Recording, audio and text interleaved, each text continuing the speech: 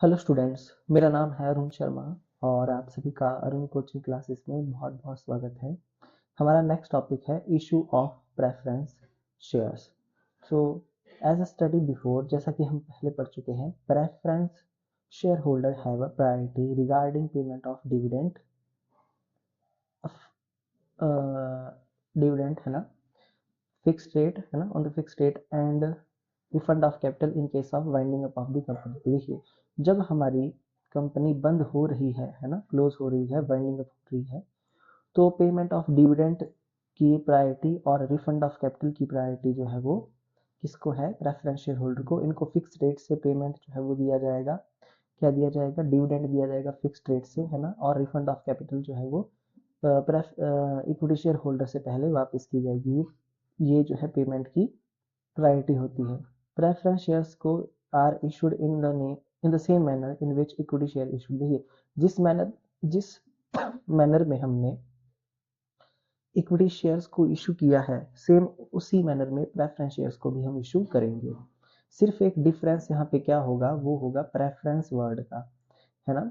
The only difference is that the word preference is prefixed to various share accounts, है ना, जैसे कि preference share capital account, preference share application account, preference share allotment account and preference share call account. Okay, so यही बस इतना सा फर्क होता है, ठीक है। उसके बाद यहाँ पे हमारे पास जो नेक्स्ट टॉपिक है वो है यूज ऑफ कैश बुक का। तो cash book is used to record the transaction. कौन सी? कैश ट्रांजैक्शन को। कैश ट्रांजैक्शन को रिकॉर्ड करने के लिए इसको यूज करते हैं, कैश बुक को।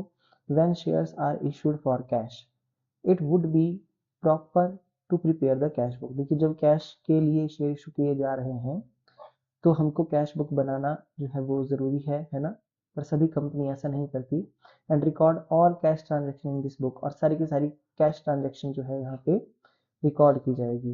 As we know that when cash book is prepared, है ना, so entry for cash transaction are directed entered in cash book not in journal. तो जो जो कैश वाली ट्रांजैक्शन होगी, यानी कि बैंक वाली ट्रांजैक्शन, वो कैश बुक में एंटर्ड होगी, उसको जर्नल में रिकॉर्ड नहीं करेंगे, ठीक है।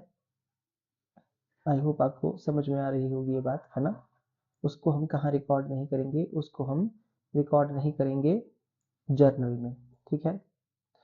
In practice the big companies do not adopt the system of recording each transaction in the journal. देखिए, जो बड़ी बड़ी कंपनीज होती हैं स्टूडेंट्स, वो हर एक ट्रांजैक्शन को जर्नल में रिकॉर्ड नहीं करती, है ना, and then posting them to the laser.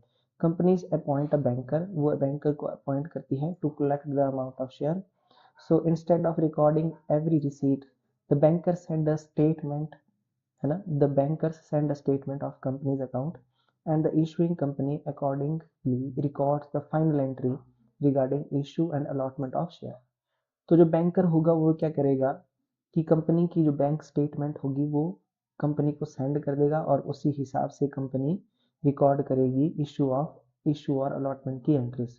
By the use of cash book system the accounting entries can be reduced. तो देखिए, ये जो कैश बुक अगर हम बनाते हैं तो जर्नल एंट्रीज को जो हम रिकॉर्ड करेंगे वो थोड़ा काम हमारा कम हो जाएगा। इसलिए if cash book has to be prepared according to problem, entries for cash transaction must be recorded in the cash book and other transaction are recorded in journal। देखिए, अगर हम कैश बुक बनाते हैं तो कैश वाली यानी कि bank वाली ट्रांजैक्शन कैश बुक में रिकॉर्ड हो जाएगी, और अदर देन कैश ट्रांजैक्शन जो है वो जर्नल में चली जाएगी। तो ऐसा क्वेश्चन भी मैं आपको आगे करवाऊंगा, ठीक है। तो ये दो टॉपिक थे हमारे थ्योरी के। आज के लिए इतना ही। Thank you so much.